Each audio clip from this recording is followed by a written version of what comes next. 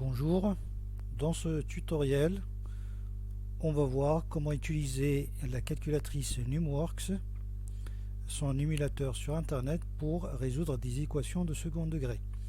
On verra trois exemples de trois situations différentes.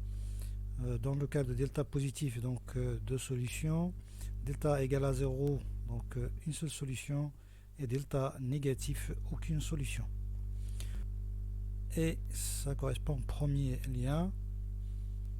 Donc on clique. Ensuite, en haut de la fenêtre, on a émulateur. On clique et on va appuyer sur plein écran. Bien sûr, on a d'autres fonctionnalités. On peut enregistrer, on peut faire des captures d'écran. Nous, on va faire plein écran. Comme ça, on va voir l'écran de la calculatrice. On a agrandi. Alors, on voit qu'il y a ici des calculs, des fonctions, la programmation en Python, statistiques, probabilité, et il y a équation. Il y a bien sûr, si on baisse le curseur, on a des suites aussi, des régressions et le réglage des paramètres.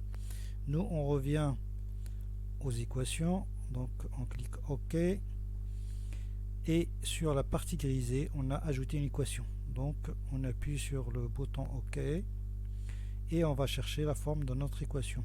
Comme il s'agit d'une équation de second degré à une inconnue x, on choisit cette forme et après on va faire les réglages pour choisir les trois coefficients a, b et c.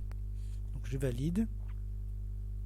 Ensuite, avec le curseur, je vais modifier les coefficients. Donc on va choisir une équation qui admet deux solutions. Donc je prends le a égale à 2, puis b égale à 5 et c égale à 3. Voilà, ensuite je mets OK. Donc mon équation que je viens de saisir s'affiche en haut de l'écran de la calculatrice.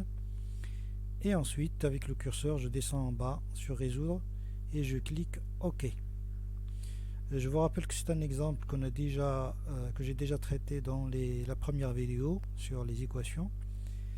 Et donc on va traiter les mêmes exemples dans la première vidéo, deuxième et troisième vidéo dans l'ordre. Voilà, j'appuie sur résoudre et la calculatrice nous donne les deux solutions. Comme delta est positif égal à 1 dans ce cas, on obtient deux solutions différentes. x1 égale à moins 1,5 et x2 égale à moins